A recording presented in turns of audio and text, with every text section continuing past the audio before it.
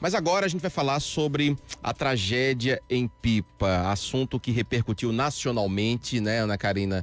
Vários veículos da imprensa nacional hoje repercutindo essa tragédia. Um casal, o Hugo Pereira, de 32 anos, e também a Estela Souza, de 33 anos, além do filho deles de 7 meses e também o cachorrinho da família, né, morreram ontem em um desabamento de uma parte de uma falésia lá na praia de Pipa, né? Tiago Rebolo, inclusive o Joselito Júnior, que está acompanhando o nosso programa pelo canal do YouTube, disse que hoje pela manhã ainda chegou a ver o enterro da família.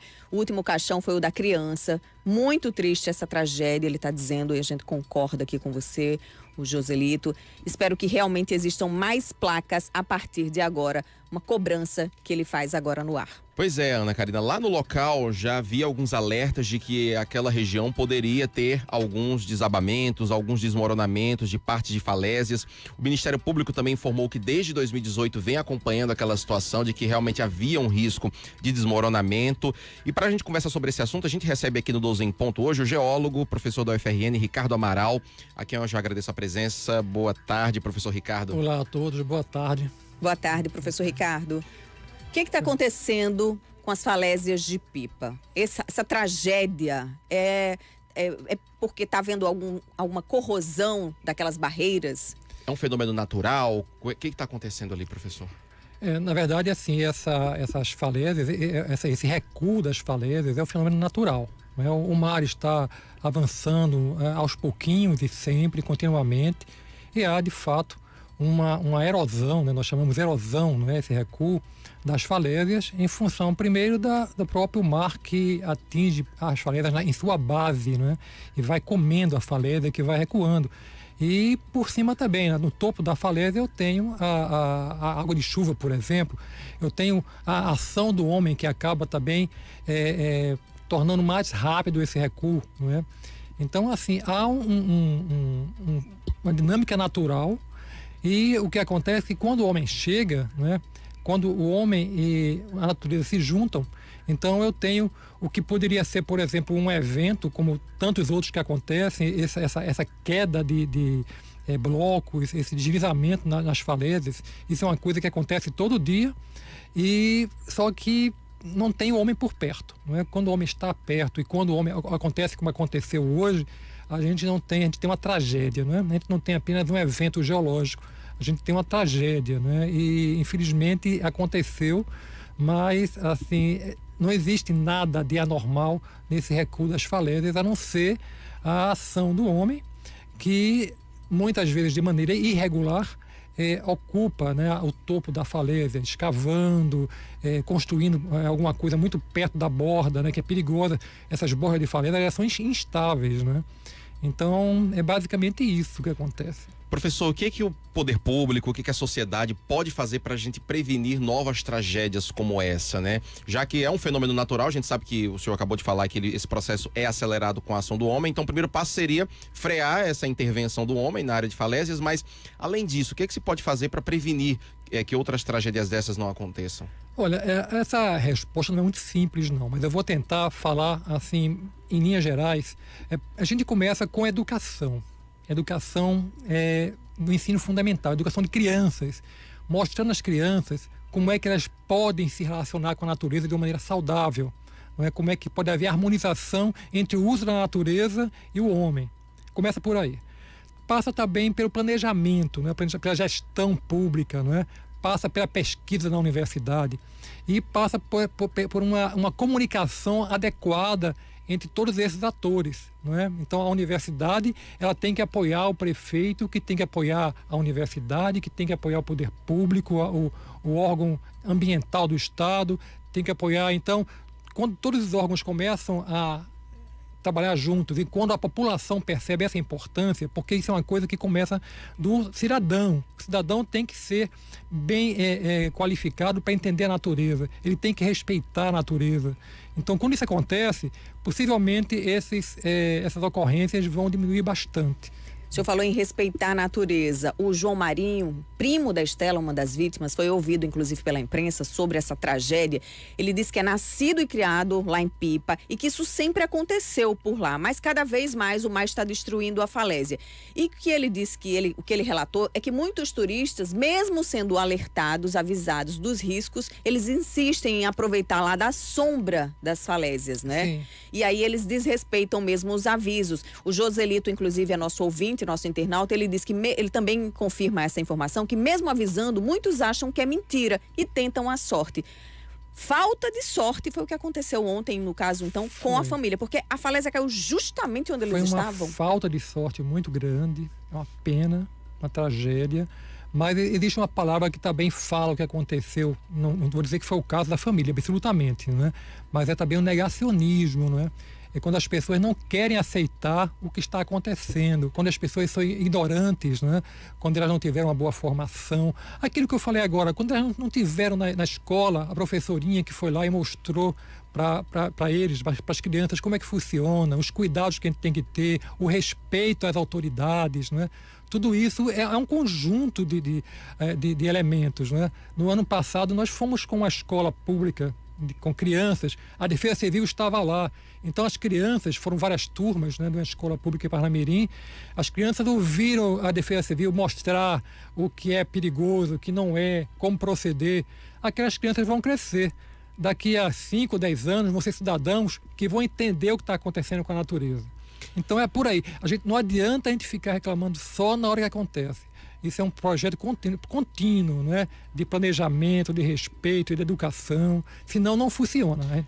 Professor Ricardo, o Ministério Público anunciou que vai abrir um inquérito civil público para apurar as responsabilidades do acidente que matou essas 3 pessoas ontem lá em Pipa. O Ministério Público também disse, viu, Ana Karina, que vai convocar a Prefeitura de Tibau do Sul para buscar informações sobre a segurança das falésias lá na praia. O Ministério Público, inclusive, disse que já tem 18 inquéritos abertos e outras 12 ações judiciais relacionadas àquilo que o professor falou no início aqui da participação dele, com relação às ocupações irregulares no topo das falésias lá em Pipa, nas áreas de proteção ambiental. E a prefeitura já foi lá hoje pela manhã, né, Ana Karina? Já tomou algumas providências depois dessa tragédia. Isso, a prefeitura informou que já havia colocado placas de sinalização alertando dos riscos, mas que agora pretende interditar as áreas. Professor, o senhor acha que a saída é essa? Tem que haver interdição em todas as áreas, toda a faixa de praia onde essas falésias estão localizadas? Só para complementar ainda a informação de Ana, foi anunciada a interdição de 9 estabelecimentos, alguns estabelecimentos comerciais, inclusive, que existem ali próximo à falésia. Como eu disse mais uma vez, é complexo, né? Mas assim, eu posso dizer para você, na área onde ocorreu o evento, eu imagino que a essa altura já existe, inclusive lá com a Secretaria do Meio Ambiente de Tibau do Sul, já existe um trabalho local de análise, mas com certeza a interdição do local, pelo menos, porque se houve uma instabilização, então a gente já fica preocupado que pode estar em curso ainda, né? Com certeza, a essa altura, muitos técnicos já foram até lá, muitos pesquisadores, porque eu sei que isso funciona bem, né? Eu mesmo já dei um monte de laudos para o Ministério Público e tudo mais. Então isso funciona, né? Mas assim, é uma coisa que vai continuar a acontecer, né? Então é um trabalho que não é um trabalho só de agora, de você interditar. É um trabalho que tem que continuar, as pesquisas, os estudos, a fiscalização. Isso é uma coisa que não para nunca, isso nunca deixa de acontecer e sempre tem que acontecer.